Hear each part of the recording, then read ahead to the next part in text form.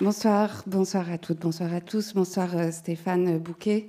Merci d'être là avec nous pour discuter de ce nouveau livre, Tout se tient, qui est apparu mi-avril aux éditions POL. On va aussi en entendre quelques extraits de lecture qui vont émailler notre discussion. C'est votre 12e recueil de poésie, si j'ai bien compté. Oui. Stéphane, nous nous étions vus ici même en 2021. On se souvenait dans les loges que la salle était alors vide, puisque nous étions en période de pandémie, de confinement. Alors, nous nous réjouissons ce soir qu'elle soit un peu plus pleine. Et nous étions là, sur cette même scène, tous les deux, pour discuter de votre précédent recueil, qui s'appelait Le fait de vivre, et qui formait, avec 2 ouvrages précédents, Les Amours suivants de 2013 et Vie commune en 2016, un cycle. En tout cas, c'est ainsi que vous en parliez. Je me rappelle des derniers mots du recueil Le fait de vivre, c'est « on continue ». Alors, en effet, je vous propose que nous continuons, nous poursuivions même et reprenions notre conversation, peut-être là où on l'avait laissée. Continuer, arrêtons-nous sur ce terme. Continuer, c'est une avancée, mais aussi une reprise. Et d'une certaine manière, est-ce qu'on pourrait dire que c'est ce que vient signaler ce titre? En tout cas, moi, c'est peut-être comme ça que je l'ai interprété avant d'ouvrir le recueil. C'est comme ça que je l'ai reçu. Tout se tient, c'est l'idée d'un ensemble cohérent. Donc peut-être en effet celui du livre dans lequel on va s'immerger, mais aussi de l'ensemble, non, de vos livres, de vos textes, de vos travaux. Bonsoir, et merci d'être venu. Je dirais que Tout se tient, c'est aussi au moins autant un espoir qu'un fait avéré d'une certaine façon. Et donc ça désigne un horizon, au moins autant que ça désigne quelque chose qui aurait été atteint et dans lequel on pourrait joyeusement s'ébattre d'une certaine façon. Mais ce qui est vrai, c'est que ce que j'aime bien dans Tout se tient, c'est à la fois la dimension assez familière de l'expression, mais aussi la façon dont elle est polysémique d'une certaine façon. C'est-à-dire, si on dit tout se tient, c'est qu'est-ce qui tient quoi, en fait? Et à quel niveau ça se tient? Dans quelle mesure? Dans quelle perspective, etc. Donc c'est la tentative d'élaborer une totalité, quand bien même on sait qu'elle est inélaborable, et que tout ce qu'on va chercher à faire, c'est la rejoindre, et que je pense que écrire et même au fond vivre, c'est cette tentative de rejoindre quelque chose en fait. Oui, faire tenir. De faire tenir, voilà. Mais ça pourrait s'appliquer, l'expression tout se tient, à l'équilibre même du poème, qui essaye de faire tenir ensemble en lui-même. Oui, ça peut s'appliquer tout à fait au poème et à la façon dont j'ai tendance à chercher une sorte d'équilibre dans la fabrication du poème, enfin, une espèce de quelque chose qui, je ne sais pas comment dire ça, mais une espèce de chose qui coule, en fait, et qui fait que tout est pris dans le même rapport et dans le même système de relations, en fait. Les mots sont pris dans des phrases qui sont elles-mêmes prises dans plus que des phrases qu'on pourrait appeler un poème, et tout finalement s'organise autour de ça. On va peut-être revenir un petit peu tout à l'heure sur ce que vous venez de dire, mais pour commencer à rentrer dans le texte, j'aimerais vous demander de lire le tout début, les méditations de l'ancien jeune homme.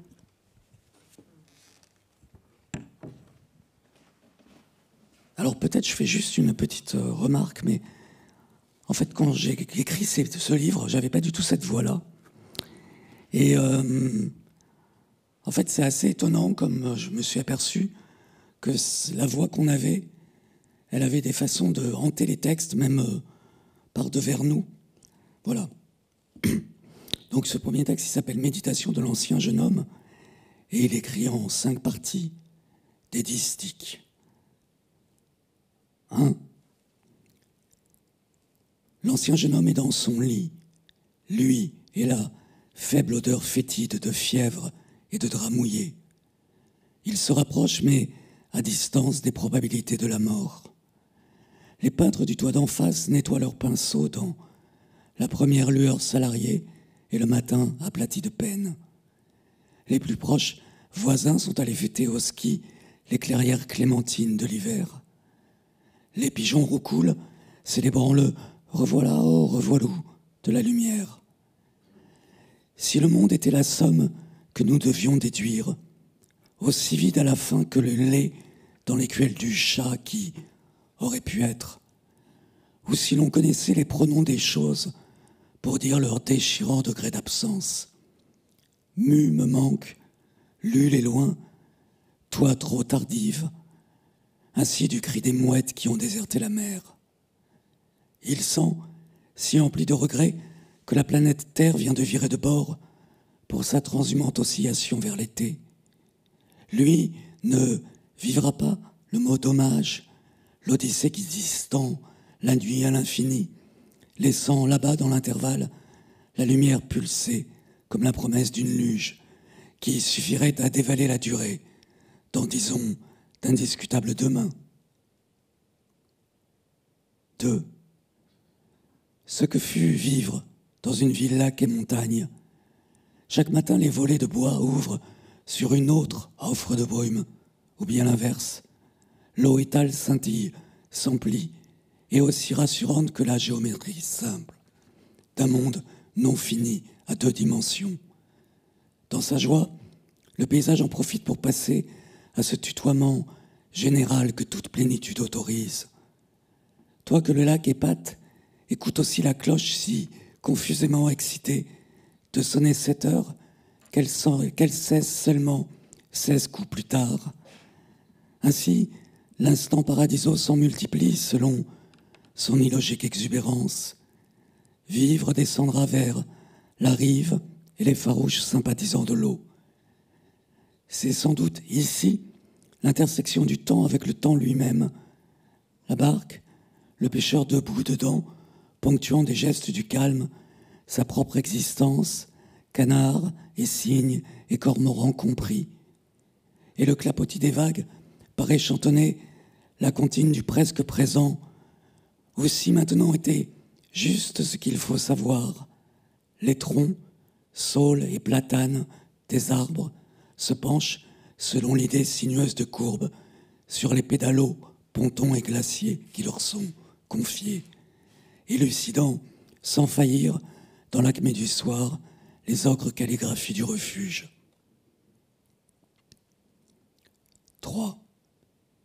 Il suffit, peut-être, de plier méticuleusement le linge, selon les rigoureux desiderata de l'armoire ou d'une mini-valise cabine, pour comprendre que nous sommes plus seuls que les choses qui n'ont besoin de rien. Ni l'armoire, ni le tankerville, ni les t-shirts ne réclament ni être rangés, ni non plus ne pas. Indifférente à la poussière, à la notion de poussière, elles s'ébattent, respirent au présent persistant, tandis que nous, il nous faut plus ou moins vérifier et prévoir peut-être ce compter sûrement nettoyer, si nous voulons à notre tour nous répandre en longues conversations dans la douceur languide d'après-minuit. Les tisanes infusent, la cuisine sent encore un peu l'âcre graisse qui fut dévorée. Les « je crois » ou « je sais » ou « tu as tort, tu veux, je t'aime » sont notre façon de participer à la fabrication du soir. Les canapés surchargés de bavardage, comme si nous étions du gui, parasitant les grands érables du langage, enfonçant nos pronoms dans la sève des autres visages, qui parlent, disent, cueillent, rangent, ou mieux, laisse, on verra. Laisse se répandre le désordre jusqu'au matin suivant. 4. L'ancien jeune homme est assis dans une salle d'attente et patiente.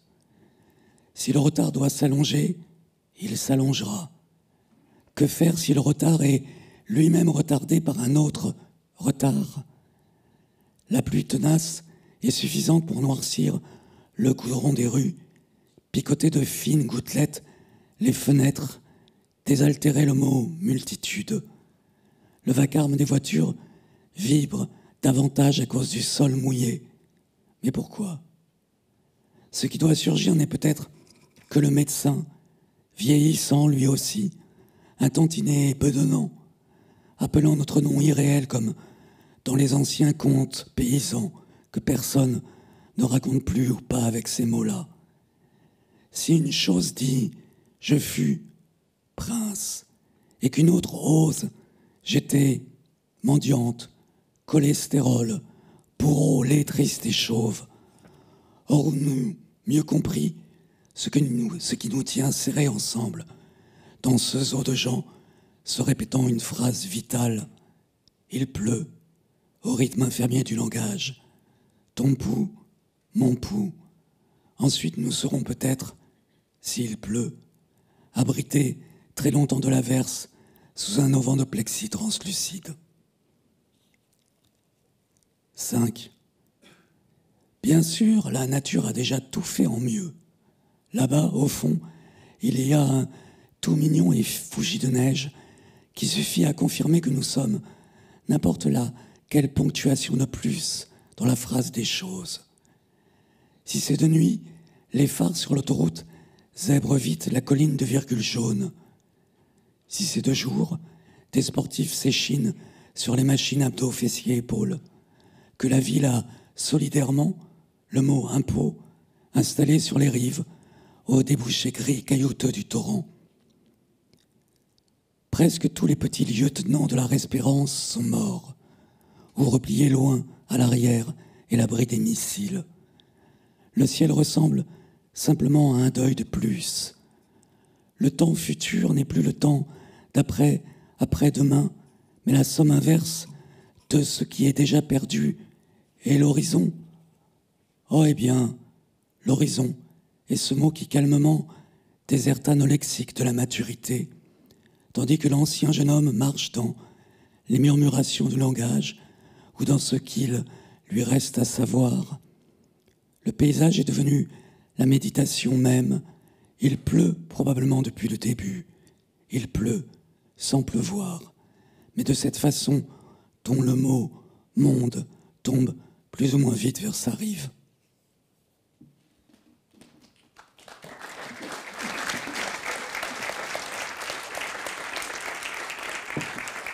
Merci. Arrêtons-nous un instant sur ce terme, la méditation même. Je lisais dans le dictionnaire qu'en latin, méditation, c'est aussi la préparation à un discours. Et ça ouvre le recueil. Est-ce que ça, vous l'avez en tête? Je ne l'avais pas en tête parce que quand j'écris, quand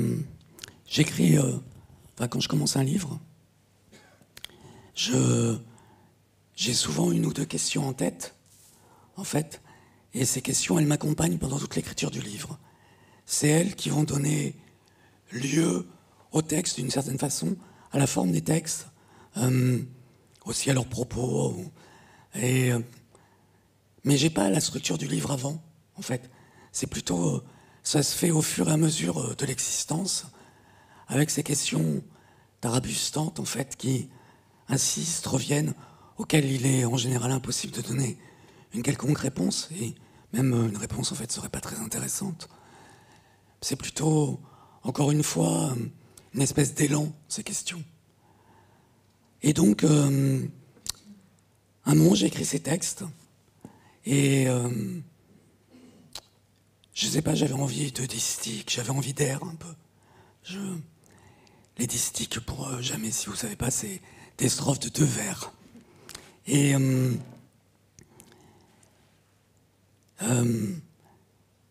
quand j'ai eu écrit ce texte, j'ai intuitivement senti qu'il devait ouvrir le livre, en fait. Que c'était à partir de ce point-là où j'étais arrivé que les questions que je m'étais posées, je les avais posées d'une certaine façon. En gros, pour le dire très très vite, mais les questions que je m'étais posées en écrivant ce livre, c'est la question du temps. C'est pas des questions farouchement originales. Hein. Et puis la question de l'avec. Qu'est-ce que c'est qu'être avec avec les autres, mais avec le monde, et même en fait avec soi, et même avec une langue. Et donc, qu'est-ce que c'est que habiter avec, en fait? Il y a un mot que j'aime bien, c'est le mot conversation, puisqu'on parlait d'étymologie. Et je crois, Marielle, qui dans la salle me démentira si je me trompe, mais que l'étymologie de conversation, c'est habiter avec, séjourner longtemps avec quelqu'un. Ça, c'est l'étymologie. Con, c'est cum. Et il y a cette idée de écrire une poésie de la conversation qui soit aussi une poésie de l'habitation avec. Donc ce texte, pour revenir à ce texte, je me suis dit, bon, bah ça c'est un texte de vieux, et le livre, d'une certaine façon, c'est aussi pour ça que j'aimais bien le mot méditation, parce que je me disais, ça c'est un mot de vieux aussi. Et le livre, en fait, il part de là pour voir comment on pourrait redonner au futur un sens, en fait. Et je trouve que c'est une des choses quand même difficiles quand on est vieux. Il y a plein de choses difficiles, mais c'en est une. C'est qu'est-ce que ça veut dire que le mot demain, en fait.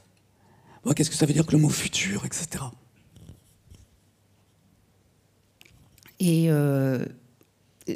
les méditations poétiques de Lamartine là-dedans, parce que je me suis posé la question et j'entendais dans la lecture, je l'ai noté, toi que le lac épate. Ah, bah, j'y avais même pas pensé. Mais en même temps, c'est drôle parce que quand j'ai les méditations poétiques, c'est le premier texte poétique qui m'a marqué, en fait, mais il y a longtemps. Hein. C'était en 3e. Et, autant suspend ton vol, quoi. Et voilà. Et en fait, j'avais appris des textes de Lamartine par cœur.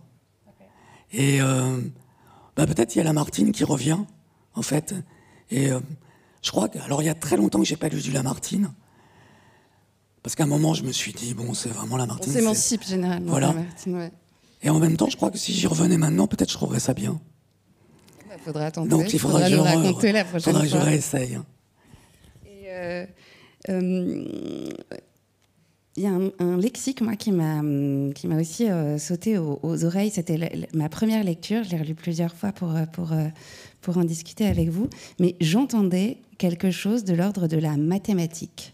J'ai l'impression qu'il y avait des comptes, des calculs. J'ai relevé comme ça, au gré du recueil, l'infini, l'intervalle, la géométrie, le non-fini, les 2 dimensions.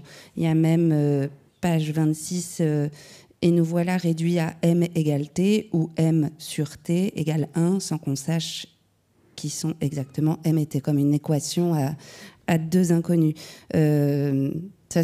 Ça vous parle, cette idée de mathématiques? Ouais, ça me parle complètement, en fait. Même si je ne suis pas du tout bon en mathématiques. Parce que m égale t, m sur t égale 1, c'est vraiment... c'est assez basique, hein, je pense. Mais en fait, ce qui me parle dans la mathématique, c'est... pour ce que j'en comprends, ça m'arrive de regarder des cours de maths où je comprends vraiment pas rien.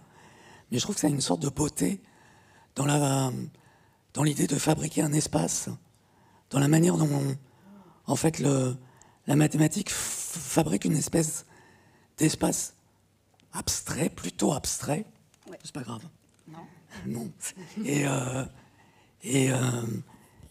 Et cet espace-là, je trouve qu'il est intéressant parce que c'est un espace commun, si j'ose dire. C'est un espace qui est, au fond, quelle que soit la langue qu'on parle, on peut comprendre le langage des mathématiques. Et bon, encore une fois, moi je le parle peu, mais il y a quelque chose là qui m'intéresse dans cette abstraction que ça donne au monde. Mais justement, j'allais vous interroger sur cette abstraction, mais parce que Jacques Roubaud a fait ça beaucoup mieux. Non, mais en même temps, c'est une abstraction que je trouve extrêmement incarnée. Enfin, on l'entendait dans la lecture, votre écriture, elle donne corps. Elle va même jusqu'à mettre de la grammaire dans les paysages. Les virgules s'inscrivent dans la lumière. Donc ce n'est pas qu'abstraction. Ça fait tenir bien d'autres choses ensemble.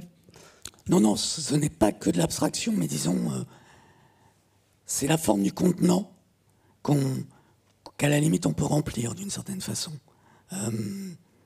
Et je trouve que ce qui est beau dans une loi mathématique, c'est que finalement elle s'applique un peu à tous les niveaux. Et donc oui, je ne cherche pas du tout à abstractiser le travail poétique, enfin le mien en tout cas, mais ça participe de la fondation d'un monde, finalement. Le monde du temps et le monde de l'espace, en fait. Et c'est ça qui m'intéresse au fond dans la convocation, si j'ose dire, de l'imaginaire mathématique dans le poème. Moi, j'ai quelques questions précises, si on parle de mathématiques, de nombres, de chiffres. Alors, par exemple, après les méditations du jeune homme, c'est des phrases pour la suite, qui sont, comme on l'a entendu, là, vous avez dit 1, 2, 3, 4, 5, sauf que des phrases pour la suite, il n'y a pas de 1. Alors ça m'a laissé perplexe. On commence au 2. On commence au 2. Alors, c'est une suite. Une suite, c'est une notion mathématique. Il y a plein de différentes suites possibles en mathématiques, justement. Mais alors, celle qui ne commence pas par 1 et va à 2, et puis après se poursuit. Alors, je pourrais répondre en disant la vraie vérité. Ou la fausse, alors. La vraie, c'est que, en fait, au début, il y avait un 1. Et en religion, je me suis dit, ah non, c'est vraiment nul. Donc, je l'ai enlevé. Et mais pourquoi ? Parce que c'était nul. Et en fait, je me suis dit... Ah, le 1, le contenu du 1. Le contenu du 1, ouais. Pas le 1 en soi. Et après, je me suis dit, ah mais c'est quand même pas mal qu'il n'y ait pas de 1, parce que le 1, c'est le chiffre de l'unité. Et je trouvais que, au fond, dans la, entre guillemets, quête de multitude, qui est aussi ce livre, enfin, cet espoir de la multitude, il y avait quelque chose dans la disparition de l'unité que je trouvais intéressante. Donc, en fait, j'avais renommé tous les poèmes, et puis après, je me suis dit, non, mais en fait, c'est mieux sans 1. Et donc, je suis reparti, voilà. Et c'est pour ça qu'il n'y a pas de 1, c'est qu'en fait, c'est l'espace de la... C'est aussi l'espace d'une suite qui commence, on ne sait pas exactement où. Exactement. On ne sait pas où on l'apprend, quoi. Voilà, N plus quelque chose, quoi. Voilà, j'aurais pu écrire N plus 2, N plus... Bon, mais ça, je ne l'ai pas fait. Non, mais... Et en revanche, il y a des 5.1 ou des 6.2. Enfin, ça, voilà, il y a des 5.1, des 6.1. On redescend, quoi. Voilà. C'est comme si on descendait un peu dans l'échelle de la matière, en fait. Ouais. Je dois dire que ce mot « tout se tient », enfin cette expression, j'ai assez longtemps cherché le titre. Et puis, à un moment, j'ai lu tout à fait par hasard une phrase d'Auguste Blanqui, qui était socialiste, qui a passé beaucoup de sa vie en prison. Et dans cette phrase que je ne connais pas par cœur, malheureusement, mais en gros, il dit, en fait, toutes les choses animées et inanimées, les solides, les liquides, les gaz, sont reliés les uns aux autres, les unes aux autres, par la chose même qui les sépare. Et je trouvais... et après, il dit « tout se tient ». Et donc, j'ai lu cette première phrase que j'ai trouvée très, très belle. Et je me suis dit, tiens, ça va être « tout se tient », je vais prendre plutôt la deuxième phrase comme titre. Mais il y a cette idée qui revient un peu dans le livre, du manque, en fait. Il y a une tentative de lutte contre le manque. Et donc, l'absence du 1, ça désigne aussi... Un vide. Un vide. Oui. Mais aussi la notion d'ensemble, qui est elle-même une notion mathématique. C'est très beau d'ailleurs, la manière dont on dessine l'ensemble. Mais c'est parce qu'il y a le manque, mais il y a le fait de réunir. Oui, absolument. Et puis il y a ce fameux cycle de l'appartenance qui appartient, enfin voilà, qui, comme vous savez, le titre du premier, je crois, livre de Roubaud. Pour en revenir à mes histoires de chiffres, de mathématiques, etc., il y a des chiffres écrits en chiffres arabes, 1, 2, 3. Il y a aussi des chiffres romains. Alors, dans le rondeau, par exemple, les parties, c'est 1, grand 1, grand 2, grand 3. Pourquoi ? Et aussi, pardon, je précise, Non, mais ça, on en reparlera après. D'abord, les... Alors, pourquoi des chiffres romains ? Dans le rondeau, parce qu'à un moment, je fais semblant d'écrire un rond. C'est pas du tout un rondeau, mais... Non, mais bon, il s'appelle comme ça. Voilà. C'est parce que les chiffres romains me semblaient adaptés à la question du rondeau, qui est quand même une forme médiévale. Voilà, donc c'est pour ça que j'ai pris des chiffres romains. Il n'y a pas vraiment de raison plus... mathématique. Plus mathématique, voilà. Mais dans tout le livre, c'est ça aussi que je voulais dire, les chiffres, 1, 2, 3, 4, enfin, dans la phrase même, sont écrits en chiffres. Oui. Aussi. Aussi. Parce que ça, pour moi, alors c'est vraiment... c'est peut-être pas du tout une idiosyncrasie, mais en tout cas, je ne sais pas si c'est partageable ou partagé au moment de la lecture, mais ça donne une compacité à la multiplicité qui est plus forte, le chiffre écrit enfin, le chiffre arabe, que le chiffre écrit en lettres, en fait. Donc c'est pour ça que j'ai tendance à préférer écrire les chiffres en chiffres, quoi. Ouais. Mais en revanche, ce que vous faites, c'est parfois écrire certains symboles en lettres. Slash, égal. Oui. À l'inverse. À l'inverse. Aussi, bon là, slash, c'était aussi parce que quand j'ai écrit en distique, je me suis donné une sorte de contrainte formelle. Bon, les distiques, c'en était une. Il y a une deuxième contrainte formelle, c'est que les poèmes font tous la même longueur, que la dernière strophe, c'est une seule phrase, enfin, un seul vers, mais très long, qui est plutôt de la forme du verset. Et j'avais envie que les distiques, les deux vers soient de la même longueur, en fait. Alors, pas de manière, d'un militantisme fanatique, parce que de toute façon, je me suis aperçu qu'il suffisait qu'on change la police des caractères pour que ça marche plus. Mais, en tout cas, sur mon écran d'ordinateur, ça fonctionnait comme ça. Et donc, j'aimais bien, en tout cas, ça donnait la possibilité d'écrire autrement des éléments du langage, en fait. C'est-à-dire qu'on peut écrire, pour que ça ait la même longueur, on peut écrire virgule. Voilà. Mais pourquoi je voulais que ça ait la même longueur ? C'est une autre question. Mais je vous laisse faire. Voilà. Posez-vous les questions.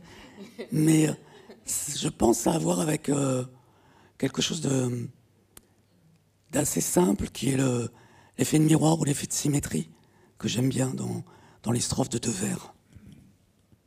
Et alors, transformer les éléments de langage, on l'a entendu là, par exemple, vous transformez les pronoms. Ça, vous le faites dans la grammaire. Oui. Parce qu'en fait, les pronoms, pour moi, c'est assez important. C'est assez important au sens où c'est vraiment quelque chose qui fait avancer la langue, en fait. Et donc, c'est vrai que j'aime bien jouer avec les pronoms, les modifier, les changer en cours de route. C'est parce que c'est un travail de... Je sais pas, il suffit de dire « tu » pour qu'on ait envie d'écrire des choses.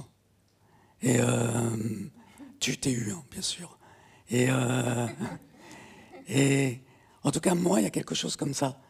J'ai entendu quelqu'un un jour dire, c'est un philosophe, mais je crois qu'il citait William James. Et William James disait, qui est un autre philosophe, un psychologue philosophe, qui disait, en fait, les pronoms sont l'origine du désir de parler. En fait. Bon, je ne sais pas si c'est vrai, un peu comme toutes les théories philosophiques, c'est sans doute faux. Mais c'est pas très important que ce soit vrai ou faux. Ce qui est important, c'est comment ça nous aide à être dans les choses. Et moi, pour moi, cette phrase, elle a été vraiment importante dans la construction de mon rapport au langage. Et pour continuer sur ces notions de grammaire, j'ai noté que vous créiez des verbes Alors, je ne savais même pas comment dire ça, parce que verbaliser, évidemment, ça ne va pas aller. Vous verbez, si moi-même j'en invente un. Donc, il y a mélancoliser, cracroustiller, s'oranger. Alors... Ça revient beaucoup dans le verbe. C'est vrai, alors parce que d'abord, je pense que le verbe, c'est aussi un élément important de la phrase. C'est ce qui, quand même, l'active. Ouais. C'est ce qui lui donne de la vitesse. Et donc, la question du verbe, c'est quand même une question de vitesse. C'est aussi à quelle vitesse on va, en fait. Comment ralentir ou comment accélérer. Et je trouve que le verbe, il est vraiment important pour ça. Donc c'est vrai que ça peut m'arriver de créer des verbes quand je trouve... Il y a cette autre chose, c'est que je trouve que... Il y a un truc que j'adore en américain, quand même, c'est qu'ils sont capables de faire des verbes avec n'importe quoi. Et cette chose-là, c'est pas vraiment... Si, c'est des néologismes, mais c'est pas des néologismes au sens où on inventerait des mots. C'est plutôt une façon de faire tourner la machine langage. Oui, parce que ça tombe juste. Enfin, parce que, en tout cas en américain, ça tombe juste, ouais. Et là aussi, dans le texte, on n'imagine pas autre chose. Et donc voilà, donc ça participe de ça. Après, sans doute, ça tombe juste parce que, à la fois, j'ai ce désir-là, puis j'ai une autre... je suis quelqu'un, je sais pas, faudrait que j'en parle à un psychanalyste, mais j'ai plein de, de surmoi comme ça. Il n'y a pas de divin. Et j'ai un autre surmoi qui est celui de Gertrude Stein, qui disait... faut pas faire des néologismes, c'est pas bien. C'est pas bien parce que c'est la langue de toi seul, c'est pas la langue de nous. Alors quand je fais des néologismes, j'essaie qu'ils soient très très très facilement compréhensibles. Il y en a un très beau, c'est un mot, la dimanchité. Ouais. Ça, je sais pas si c'est très beau, mais... moi, je trouve que ça nous... Enfin, d'ailleurs, on a entendu le soupir d'acquiescement dans la salle. Ouais, la dimanchité, on voit très bien ce que ça peut vouloir dire. Je voudrais qu'on poursuive un peu notre traversée qui sera furtive nécessairement du recueil par une autre lecture. Donc c'est le début de... Alors justement, avant que vous alliez nous lire ce début, moi je parlais de sections ou de parties.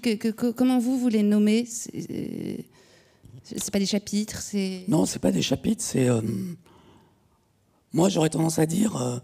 c'est tous des poèmes, simplement, qui prennent des genres qui ne ressemblent pas forcément à des poèmes, en fait. Mais d'une certaine façon, c'est quand même toujours des façons de penser à ce qu'est la poésie, ou à ce qu'elle pourrait être, ou à ce qu'elle pourrait fabriquer. Et donc, il y a... Donc là, l'extrait que je vais lire, c'est plutôt un essai, en fait, ce qu'on appellerait un essai, sur un poète italien. Et... mais en même temps, c'est une façon de se demander qu'est-ce qui, dans la langue de l'essai, peut contaminer en quelque sorte ou... Infuser. Oui, infuser, plutôt, ouais, le mot est plus joli. Infuser dans la langue poétique, en fait. Parce que ça m'intéresse beaucoup, cette question de le rapport de la poésie, du savoir. En fait, comment... Ben, c'est pas facile à faire. Hein. Enfin, moi, je trouve... Et c'est vrai que si on vous lisait, par exemple, des poètes comme du Bartas, même si son savoir est un peu désuet, tient pas la route aujourd'hui, mais c'est quand même intéressant de se dire, tiens, mais comment il a infusé ce savoir dans le poème, en fait. On écoute et on reprend notre conversation juste après.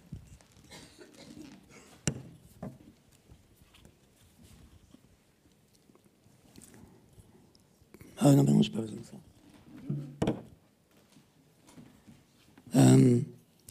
Donc c'est un texte qui s'appelle Colloque Pisan du centenaire.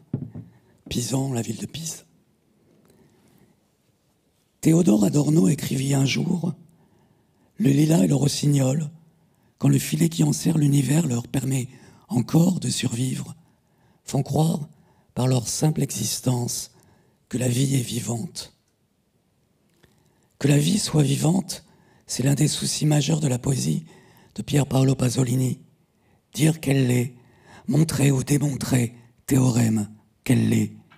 S'assurer pour soi-même qu'elle le soit, si jamais, sait-on jamais.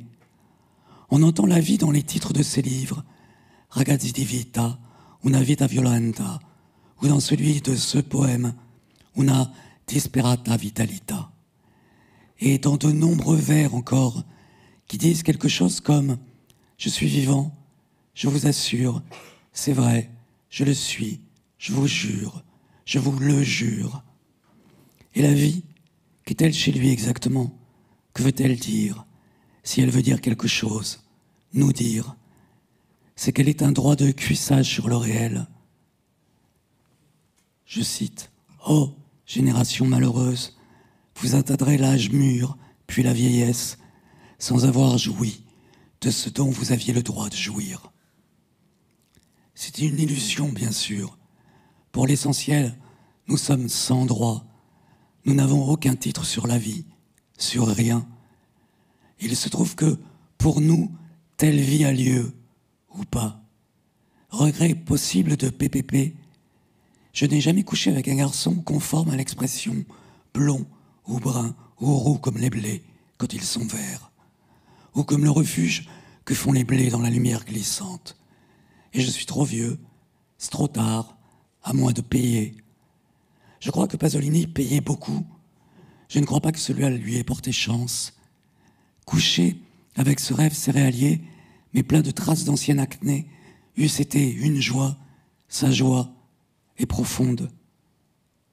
Je cite, « Depuis mon enfance, depuis mes premières poésies en dialecte du Frioul, jusqu'à la dernière poésie en italien, j'ai utilisé une expression tirée de la poésie provençale, abjoy, le rossignol qui chante abjoy, de joie, par joie. » Et voici que chante le rossignol pasolinien, à la suite de tous les autres, même si ce rossignol universel ne plaisait pas à tout le monde. Léon Trotsky, par exemple, ne l'aimait pas.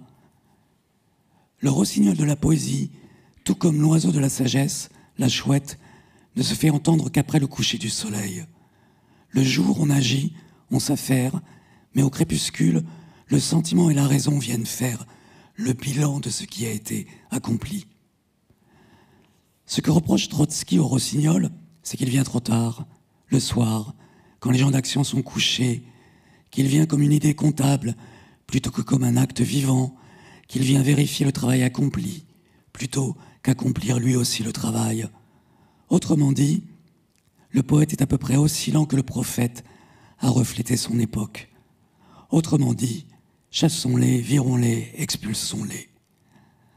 Heinrich Heine, le poète allemand du XIXe siècle, qui a étonnamment presque toujours su prévoir le pire, avait donc raison d'annoncer que dans les temps futurs du communisme, les rossignols, ces chanteurs inutiles, seront chassés. Qu'importe, Pasolini n'a jamais été trotskiste, et il aimait bien la nuit, qui était l'heure de ses forfaits, et en outre il aimait aussi le rossignol regret, et le rossignol rythme, et le rossignol ragazzo, son préféré, et toutes les autres familles de rossignols, et beaucoup d'autres espèces d'oiseaux.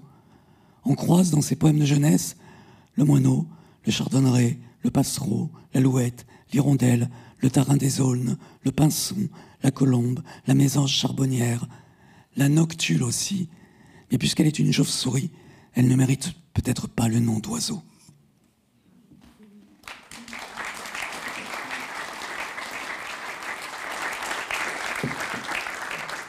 Merci. Vous avez un peu parlé déjà de l'hybridation des formes, qui est vraiment une marque de votre travail. Je voulais vous demander comment elle venait dans l'écriture, mais je crois que vous y avez répondu assez naturellement. Finalement, elle s'impose, c'est comme ça. Donc là, on est en effet un peu dans l'essai, mais on est dans la lecture avec. J'ai l'impression qu'on lisait avec vous Pasolini et bien d'autres, à vrai dire. Et c'est quelque chose que je remarque dans aussi vos recueils précédents, c'est-à-dire la parole des autres, leur voix, leur musique même, leur rythme est très présente.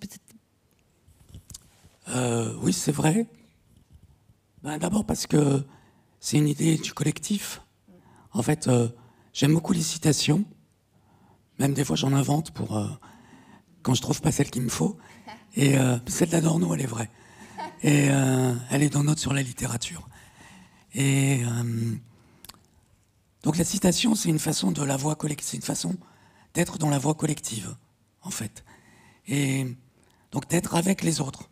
Donc c'est vraiment une petite forme littéraire de la question de la collectivité et de la communauté, en fait. Donc je crois que c'est pour ça que j'aime beaucoup citer des gens, même les citer à l'intérieur des poèmes, pour... Pas forcément des écrivains, d'ailleurs. Enfin, vous glanez souvent des paroles entendues qu'on vous donne. Oui, c'est-à-dire des fois même des idées de poèmes. Oui. J'ai une amie, je peux le dire parce qu'elle n'est pas dans la salle, mais elle a toujours peur que j'ai plus d'idées pour mes poèmes. Et donc régulièrement, elle m'envoie des SMS en me disant « Tiens, tu pourrais écrire sur ça ». Et donc je vais voir, et parfois j'écris sur ça, en fait. Et je me dis « Ah oui, c'est vrai, je pourrais écrire sur ça ». Et je me souviens que j'avais fait ça dans un poème, dans un autre livre, et après elle m'a envoyé un SMS en me disant « Zut, je me suis trompé, j'ai découvert que l'article était un fake ». Mais c'était trop tard, j'avais écrit le poème, je me suis dit « Je ne vais pas changer non plus ». Mais en tout cas, tout ça pour dire que ça tient de la place du la place d'autrui, en fait, dans le texte. Quelle place on lui donne, en fait. Et la place qu'on lui donne, elle peut être dans l'adresse, par exemple, dans le fait d'adresser les textes. Elle peut être dans les pronoms, puisque les pronoms, bon, comme chacun sait, les pronoms, ils sont vides. C'est-à-dire, c'est comme des petits moteurs qu'on fait tourner et qu'on se repasse les uns aux autres. Donc elle peut être dans les citations, elle peut être entre le plagiat même des fois. Et je trouve ça... Enfin, ça m'intéresse de dire qu'en fait, on n'écrit quand même pas... on écrit avec, on écrit pour être avec. Et je crois, peut-être, j'y pense, parce qu'on a parlé de Lamartine, qu'on écrit parce qu'on a été avec. En tout cas, j'écris parce que j'ai été avec dans la lecture, en fait. Et c'est parce que j'ai été avec... Dans la méditation, presque, on dirait. Oui, peut-être dans la méditation, que j'ai envie d'écrire autrement, c'est-à-dire j'ai envie de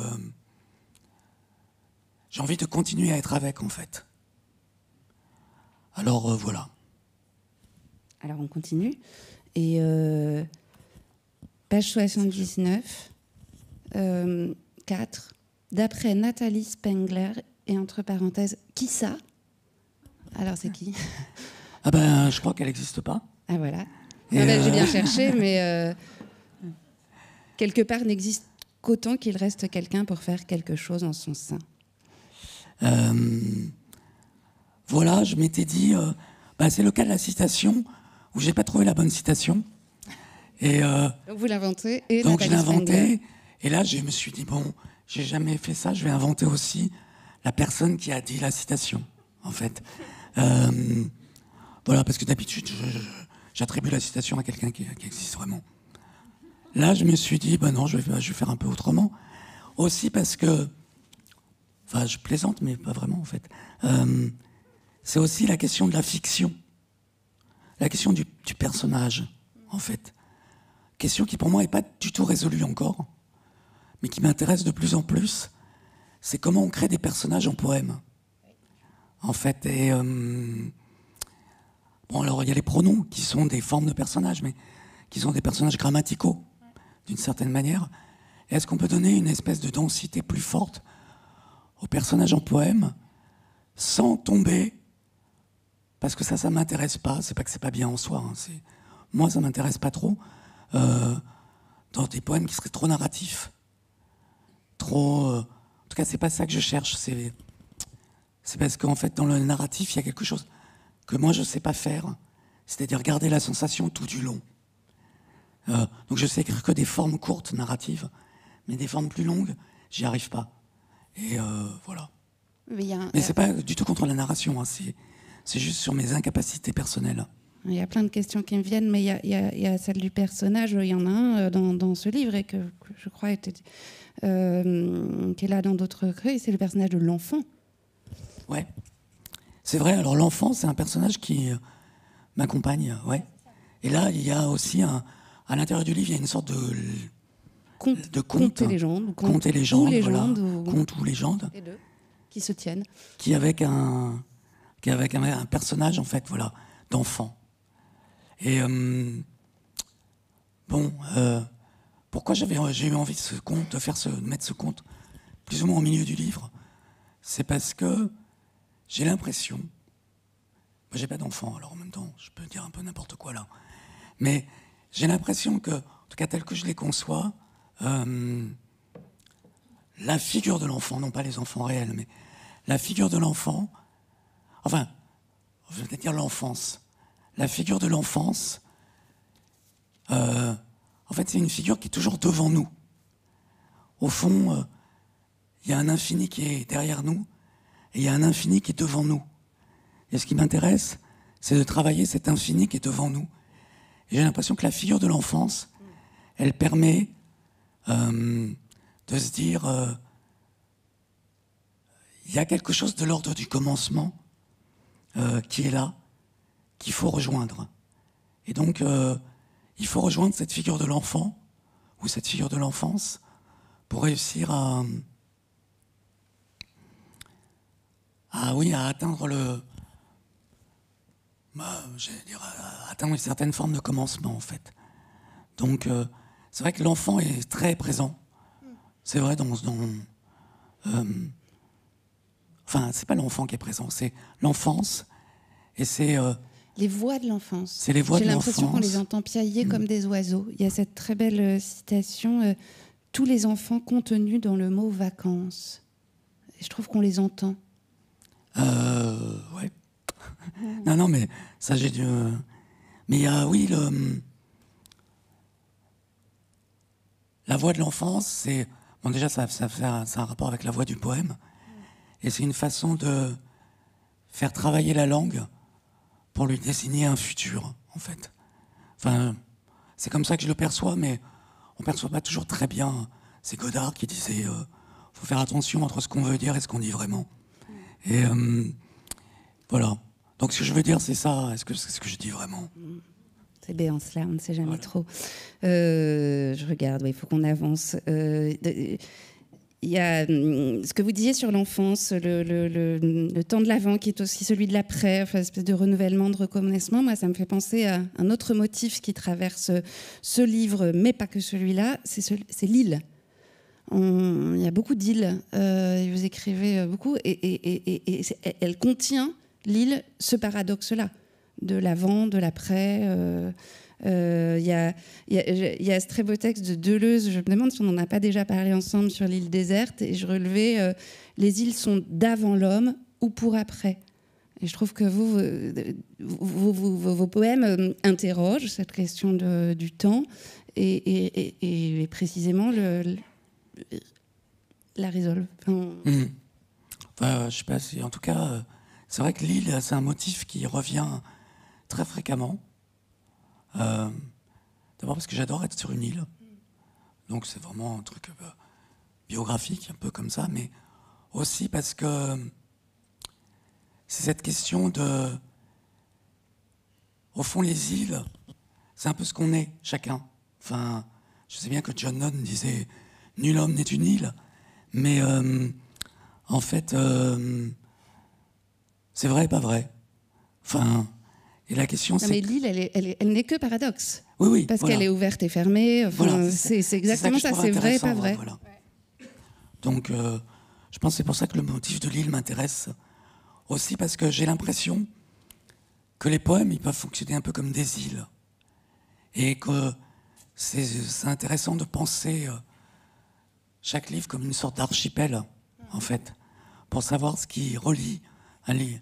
Enfin, ce qui, dans un livre... relie un texte à l'autre. Ce qui apparaît au nom avec la marée, selon voilà. le ressac de la mer. Alors, on va écouter quand même un troisième extrait où il est question d'île, hein, me semble bien. Alors, normalement, vous allez pouvoir reconnaître l'île. C'est un poème qui s'appelle « Pendant que encore ». Il faudrait pouvoir écrire à l'allure fastueuse des goélands et de leurs compliquées causeries croisées, si difficiles à suivre, pendant que, effarante frénésie affamée, pendant que le soleil obéit aux consignes du 24 juin, à telle heure, très tôt, se lève, à telle autre heure saute, sans le moindre égard pour le droit coutumier de la propriété, sur le toit des voisins, comme une aube de jeunes gens, à l'odeur de sauge, un peu ivre, et alors voué au pire. Soleil surmonte le mur de parpaing, surmonte le laurier qui pourrait être rose, s'étale, etc. Chien bave à fond devant croquette, prouvant Pavlov des novos, pendant que les goélands raillent et qu'un soleil excessif, façon opéra arrogant de Wagner, s'apprête à tout massacrer, même la frêle, fragile lumière matinale. Eh bien, pendant que toi, tu farnientes sur une île, dit-elle, sauf que tout se discute. Là où il y a un pont, s'il n'y a pas aussi négation, ni abri, ni à l'abri, ni l'indolence décousue de la solitude, ni l'incertitude sans écharde de l'idée d'île, où ce sable, ce rocher, cette vase volumineuse, ces bateaux en rouille, ce pin, cette branche de ce pin, cette fiesta de ciel infini sur la terre réduite à rien, à plat marécage, cette cheminée de briques, cette coopérative de sel, où tout ce qui vient, tout ce qui migre, se pose un instant, reprend souffle, l'enclos du repos, tranquillement repart, dans immensément le ciel, pendant que nous aussi, on irait flâner dans la rue commerçante, et sa mathématique non négociable. Louis, Chevalreau, Lulu, Pompette, 19 € la casquette jaune fraîcheur, contre les attouchements super scabreux du vieux dégoûtant soleil. 19 € à prendre ou à laisser, et ainsi de suite. La quincaillerie, la criaillerie des goélands. Pendant que, l'île, l'ontologie de tout à fait soi seul, la petite épopée de l'immanence, pendant que n'importe qui, d'à peine ornithologue, incapable d'identifier l'avocette ou le tanor de Nobelon, reconnaît pourtant aussitôt le chant nuptial du temps qui cherche à s'accoupler lui-même à lui-même, pendant que les roseaux au bord des fossés d'eau saumâtre, encore sur l'île, les moustiques de 9 heures du soir, les maisons blanches aux volets bleus fermés, la chèvrerie, le fils âgé promène le fauteuil roulant de sa mère, encore sur l'île, la mairie, le mariage, l'envie d'aller vers la dune, le garçon sur la jetée Jacobsen dessine, comme il peut, la 2D sans accroc des marais salants. Encore sur l'île, le merle, le mûrier qui contenait le merle, les retraités en foule, les foules que m'accroulent encore sur l'île, quand jadis existait encore, n'était pas l'ancêtre éteint de maintenant. Une voiture roula sur le Gois, roula sûrement sur l'île, pendant qu'elle roule un peu encore ici, et que ne sont pas morts encore 2 des 4 anciens occupants. Alors, suppose que le crépuscule encore, le fameux crépuscule encore des plages, soit aussi convaincant que ces villas bourgeoises sur la mer, qu'un balcon donnant soulagé sur la distance ou sur la silhouette accroupie du saunier. Suppose-le un instant, ou que l'air sphinx du soir pose ce genre de questions pièges. Si l'île est intermittente, île et puis plus, au rythme du retrait et retour de la mer, est-ce moins une île, ou seulement presque une île, ou encore plus une île, de nous rappeler 2 fois par jour l'absolu bonheur d'être étreint dans l'immense coula de grenaille, salicorne, crevettes grises, sel marin, huîtres nacrées, plumes d'aigrettes, lest à grands stigmas très précieux, pélodites ponctuées très précieux. Comme si un commerçant du continent était venu jusqu'ici. Je te donne ça, dit-il, et toi le contre-don de mon propre espoir. Caresse, indulgence, massage à peine, légèrement frôlé, très léger renflement, soulèvement de la terre. Nous sommes pour le soulèvement de la terre. Nous qui faisons des signes de dépit, d'énervement, d'orgueil ou de désir. Nous qui disons, en cas de besoin, et il y a toujours besoin, que quelqu'un m'accomplisse, ou que tout il, c'est son rôle, nous ramasse ou recueille sur son délicat rivage, pendant que nous sommes pour le soulèvement, même à archiplat, de la terre.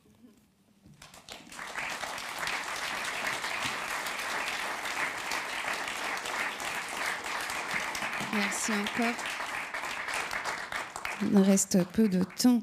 Je remarque et je signale, j'ai entendu des rires et en fait, il y a...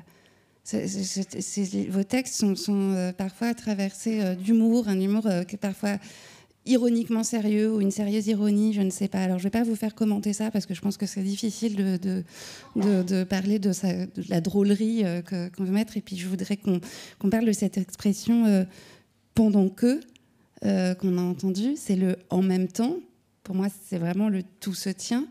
J'ai préféré éviter le « en même temps ». Mais... c'est le présent, en fait. Parce que vous m'avez parlé du futur, du passé. Évidemment, c'est des temps que vous utilisez parfois dans le recueil, mais le temps principal, c'est celui du présent. Et alors, moi, je me suis demandé où est-ce qu'il se tenait, ce temps du présent, ce temps du pendant que. Et je me sers de citations que j'ai glanées dans le recueil. Est-ce qu'il est entre l'imprononçable présent, ça c'est celui des hashtags avec les phrases qui ne sont pas espacées, les mots qui ne sont pas espacés, ou le présent non consolé? En effet, où est le présent? Bon, la question est compliquée. Augustin a déjà plus ou moins répondu, mais en fait, ce qui m'intéresse dans le pendant que, c'est que ça construit quelque chose de l'ordre de la durée, en fait. C'est aussi pour ça que j'aime beaucoup les gérondis, les participes présents, en fait. À un moment, j'avais pensé appeler ce livre participe présent, puis en fait, j'ai vu que c'était déjà pris. Mais il y a quelque chose dans le participe présent qui donne au verbe un espace de la durée qui est plus important que le verbe lorsqu'il est conjugué, disons, selon des temps qui... Voilà. Donc, le pendant que... Alors, évidemment, pendre, pendant, c'est pas un verbe. Pour être le verbe pendre, non, ça va pas. Mais en tout cas, dans pendant que, j'entends quand même quelque chose de l'ordre du participe présent, en fait. Et donc, en fait, d'une certaine manière, c'est le temps que ça dure. En fait, le présent, c'est le temps que ça dure. Et voilà, donc il faut étirer un peu pour que ça dure un peu plus longtemps que prévu. Enfin que, voilà. Mais c'est ça, je crois, le présent, c'est cet espace de la durée.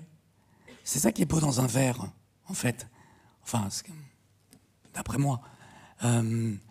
C'est que ça inscrit vraiment le présent dans l'espace de la page, en fait. Ça fait durer une ligne, mais ça la fait durer pas parce que, voilà, comment dire ça, c'est dans la prose, c'est parce que c'est la fin de la ligne, quoi. Enfin, je sais plus comment on dit en termes techniques, mais vous voyez ce que je veux dire.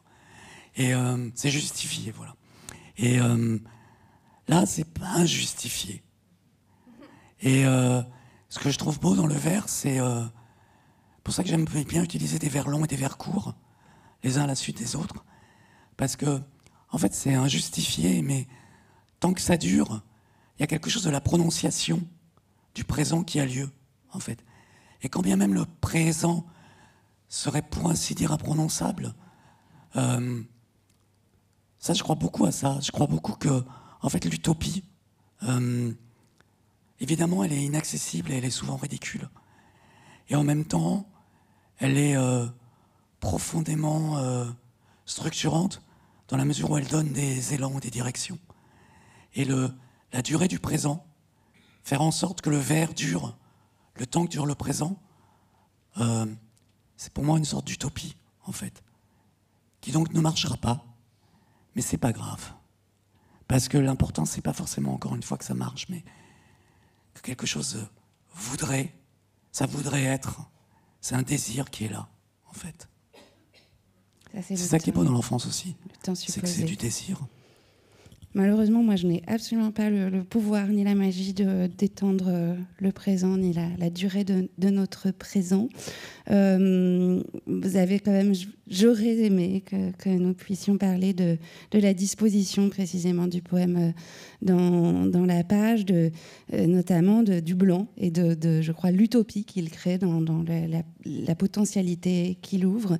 Voilà, j'aurais aussi aimé qu'on ait le temps de lire un dernier extrait, mais c'est pas grave, on va pas le faire. Mais comme c'était la toute fin du recueil et que j'ai commencé cette rencontre en évoquant les mots qui terminaient le précédent recueil dont nous avions parlé, ce que je vous propose, c'est que nous nous retrouvions pour parler de votre prochain recueil en commençant par la fin de celui-ci. Voilà. Ouais, très bien, merci. À bientôt, Stéphane. À bientôt, merci à vous. Bonsoir. Et les livres sont à la librairie dans le hall et bien sûr, Stéphane Bouquet est là pour les dédicacer, le cas échéant. Merci encore.